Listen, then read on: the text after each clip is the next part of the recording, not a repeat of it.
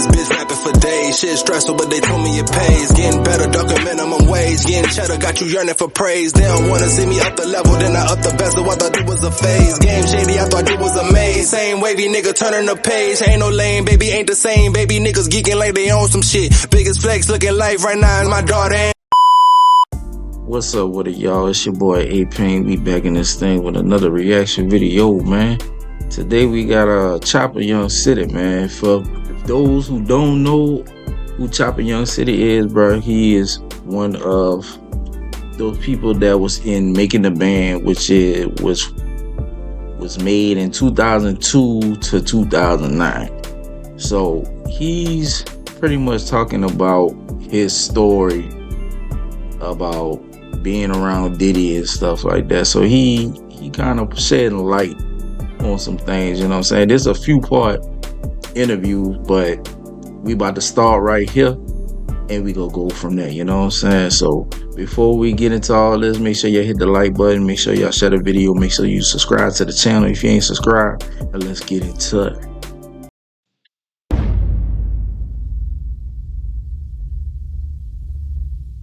Freddy P, what's the backstory behind Puffy telling him that he'll take his life? I was there.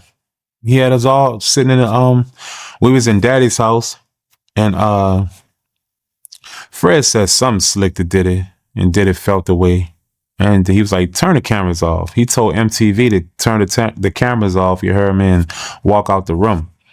They walked out the room, and we just was sitting there, and I'm not knowing what's going on.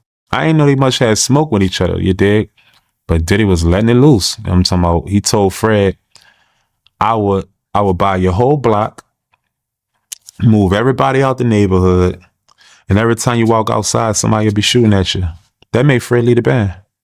Damn. Oh, Fred was drove. Fred wanted to kill that nigga right there. So when people watch Fred interview, you heard me, you just looking at a man that was disappointed and almost destroyed at the same time of how he see the music industry. Fred mean well, you heard me, he really do, you know, and that's my big brother, you know, blind, cripple, or crazy, that's still my baby, you know. He mean well. It's just what he went through with that Bad Boy situation made him look at the music industry really bad, totally different, like the music industry. Damn. And super talented dude. But yeah, Diddy threatened his life. Told me he was gonna kill him for sure. And when he said that, he was serious. He had to be serious, bro, because it's one way of threatening a man. But for you to say, I'm gonna buy your whole block, move everybody out there, bitch, and whenever you come outside, somebody gonna be shooting at you. Like, that's a whole different level, bro. That's a whole different level of what these youngins talking about today of pulling up on your block and all this other shit. Like, that's a whole different level. And I would have left too, bro, because I would have killed him. But we not gonna say that, you know what I'm saying? Real shit. But bro, I would look at him differently too, bro. Like, you telling me some shit like that, and then why we, you know, filming this reality show, whatever. oh yeah, he was dead serious. Oh yeah, he was serious. Diddy was dead serious. Like, a lot of people sleep on dude. Dude cool, yeah, but dude ain't cool when he don't want to be cool. I guess that's just everybody though. And Fred was driving that nigga, you dig, and that nigga just couldn't take Fred no more and threatened with his life. So that lets you know a lot of other things, you dig, or what a nigga could be capable of, you know, for sure. Had Sarah spooked in the boots. Sarah ain't know what to do. Sarah just red and pretty. She timid, you heard me? She ain't from the streets, you dig? That lady was spooked, you heard me? Me, I'm looking at it nonchalantly. I didn't care if he was serious or not. I'm trying to get some money. So I'm like, mind you, I'm just a young little hot boy, you heard me? So I'm looking at everything. You from New Orleans. That ain't yeah. For a big company, small company, medium-sized company, you want something that's fully integrated, talks to each other, and Yeah. Yeah, so I'm used to it. So, it's either you're gonna bust a move or you're not where I'm from. The doing all the talking that's just talk to me. But Fred ain't take it that way. Fred took it like it was serious, and the way it sounded to me, it sounded serious as it sounded serious as well. Exactly. Sound like a nigga that would threaten you. If to do you something, that would have sounded like to me, bruh. It sounded like a threat to me. So that's what it was. Yeah. That's facts. What was his reaction when Diddy was saying this? He was like, he was, if you know Fred, you heard me, he was sucking his thumb, and Fred and Diddy was threatening him every time he kept making different statements of the threat. He just kept taking his finger out his mouth and put his hand on his knee, and he looked at the Diddy, and I can look in his eyes. I've been around Fred enough. I looked in his eyes, and Fred was looking for objects. You heard me? Like, don't sleep on him though. Like, he ain't no cap in his talk. You heard me? Because I remember I lived in Miami, and not to get off topic, but I lived in Miami one time. You heard me? And I just copped the Maserati. I'm talking about, I'm killing these niggas. I'm fucking with this little Natalie, not that girl with the long chin. Shout out to her though. But I'm rocking with this little pretty chick named Natalie. You heard me? And I guess some dudes that, I guess he used to fuck on her. He ain't fucking on her no more because she chose up on me. He tried to press me. He had buku niggas. So I'm ready to fight all these niggas. I don't turn down no phase. I'm ready for whatever. But I came with a bright idea. I said, you know what? I got you. I called Fred. When I called Fred, he said, where you at? Well, gotcha. Fred said, come get me. I got in my Maserati. This all facts. Got in my Maserati. I went and scooped Fred. Fred had this big ass AK-47. We pulled back up in that bitch. Fred get out the car. He ain't even had to get the chopper. I swear this happened. He ain't even had to get the chopper. They seen Fred, was like, oh, Fred, my bad, blood on. So I'm not gonna sit up here and discredit his credibility of how he say who he is, because in New Orleans, I'm respected, you dig? But I was living in Miami. Them people ain't know me, you dig? They looked at me like I'm wearing buku jewelry and this nigga talk funny, old New Orleans ass nigga on our. But Fred was about what he say. So at that moment when Diddy was threatening him, I watched Fred's eyes. He was looking around for objects. Fred wanted to find a knife or something. Fred wanted to poke that boy here. You heard me? Fred. Hey, but that's the mind of a special street nigga. You know what I'm saying? Because Fred was a street nigga. You hear me? Him and so it's like you bringing some street niggas to the industry. That street shit mentality ain't going nowhere, bro.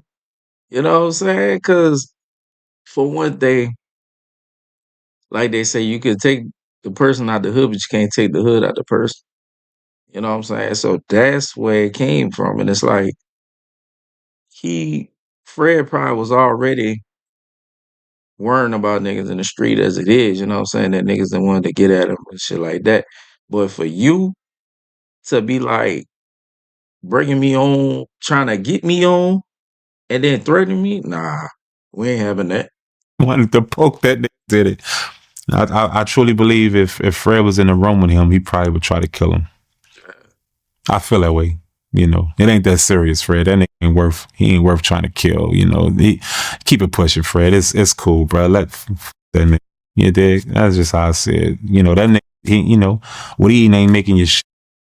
Yeah, you could tell he not over that, man. He's not. And that's the thing I try to tell him all the time. I try to say, Fred, man, let the past be the past. Man, fuck all that chop. I'll be like, you know what? Be great, nigga.